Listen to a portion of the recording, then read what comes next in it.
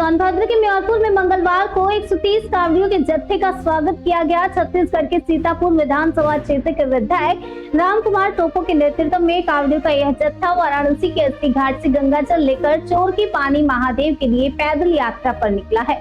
विधायक ने बताया कि 13 तारीख को अस्सी घाट से जल उठाने के बाद कांवड़िए 12 दिनों में करीबन 419 किलोमीटर की कठिन पदयात्रा पूरी करेंगे और सावन के चौथे सोमवार को चोरकी पानी महादेव पर गंगा जल अर्पित करेंगे। म्योरपुर पहुंचने पर ग्राम प्रधान की ओर से सभी 130 कांवड़ियों के लिए दोपहर के भोजन और जलपान की व्यवस्था की गई। विधायक राम कुमार टोपो ने चोरकी पानी महादेव के इतिहास की जानकारी देते हुए बताया कि वहां स्थित शिवलिंग को स्वयंभू माना जाता है।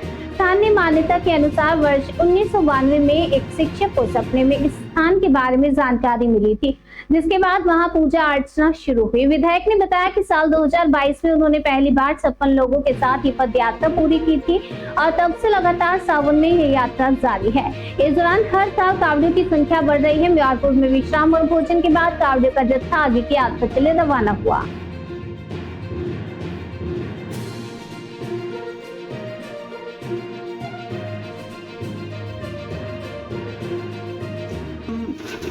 सीतापुर विधानसभा विधायक राम कुमार टोप्पो जी से रूबरू हो रहे हैं। 130 कांवड़ियों का जत्था ये निर्बाध रूप से आज 5वां साल से वाराणसी के 80 घाट से लेके ये चोरकी पानी सीतापुर जाते हैं और ये यात्रा ये 12 दिन में इस वर्ष कंप्लीट करेंगे।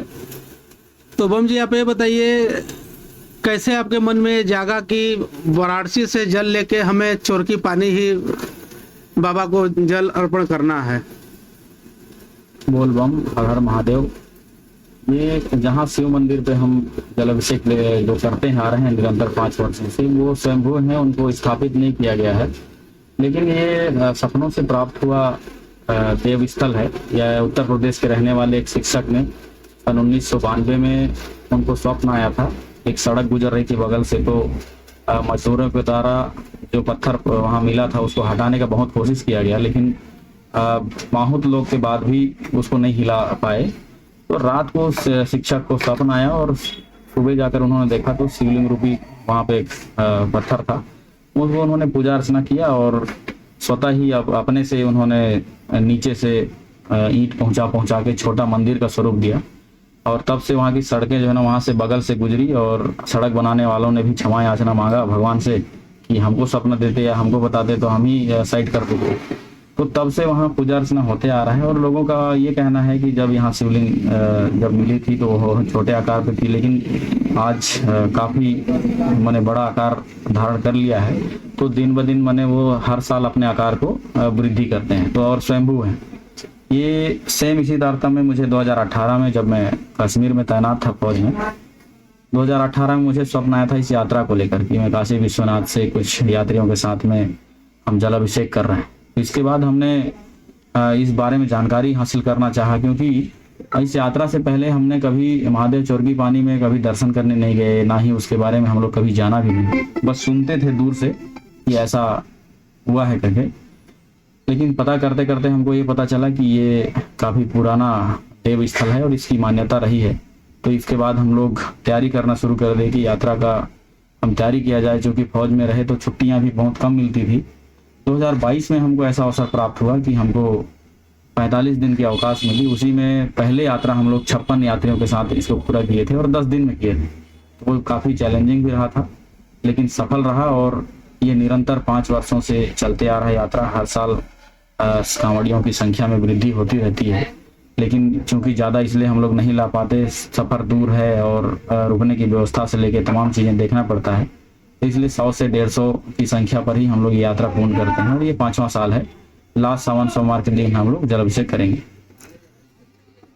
इस वर्ष 5 वर्ष आपका हो जाएगा, तो क्या अगले वर्ष भी आपका ये यात्रा रहेगा जारी या फिर गाड़ी मार्ग से करेंगे अपने यात्रा को पूरा? अभी यात्रा तो जारी रहेगा, क्योंकि इस 5 वर्षों में एक वर्ष 2023 में हमको छुट्टी नहीं मिली, तो यात्रियों ने स्वयं यात्रा किया था मेरे नहीं होने के बावजूद भी। तो ये कहीं ना कहीं ये प्रथा बन चुका है सीतापुर के लिए और लोग काफ़ी इस यात्रा में आने के लिए उत्साहित रहते हैं। और हर साल आते हैं, तो आगे भी यात्रा ये जारी रहेगी। कहीं ना कहीं ये 400 किलोमीटर अपने आप में 400 किलोमीटर नाम सुन के ही मन में कई प्रकार का ख्याल आता है। ये 419 किलोमीटर के पद यात्रा में किस प्रकार का कठिनाई का सामना आपको या आपके सभी कांवरियों को करना पड़ता है? रास्ते में जैसे बोलबम का रास्ता है 105 किलोमीटर का, तो तमाम तरह की व्यवस्थाएं हैं कांवरियों को रुकने के लिए, उनके खाने के लिए, पीने के लिए, लेकिन इस यात्रा में किसी प्रकार का कोई सुविधा नहीं है। तो उस दौरान आप कैसे अपने आप को मैनेज करते हैं या अपने कांवरियों को कैसे देख रेख करते हैं? ये पूरी यात्रा पूर्ण निर्धारित है कि कहाँ हमको दोपहर में भोजन करना है, कहाँ रात्रि रुकना है। और जैसे कि मयूरपुर में आज यहाँ पंचायत भवन में हम लोग रुके, यहाँ के सरपंच जी, सभी भक्तजन निरंतर 5 वर्षों से सेवा करते आ रहे हैं, हम सभी का हेल्प करते हैं। तो ऐसे ही यात्रा में बहुत सारे पड़ाव हैं, छत्तीसगढ़ में तो नहीं, यूपी में भी कभी हमको महसूस नहीं हुआ कि यहाँ हमारा हेल्प नहीं होगा। तो हेल्प करते आए हैं, और जहाँ नहीं हो पाता उसके लिए हम लोग राशन से लेके सारी व्यवस्थाएं लेके चलते हैं। लेकिन आज तक इस यात्रा में कभी हमको ये महसूस नहीं हुआ कि किसी चीज़ का अभाव हो। रास्ते में चलने में ज़रूर तकलीफ होती है, क्योंकि गर्म रास्ता और ज़्यादातर पूरा लगभग 100% जो यात्रा है वो पक्के पैच पर है, तो पैरों में छाले पड़ जाते हैं। लेकिन चलते चलते निरंतर हिम्मत आती है, डॉक्टर भी हम लोग साथ लेकर चलते हैं, तो यात्रा इसी तरीके से पूरा हो जाता है।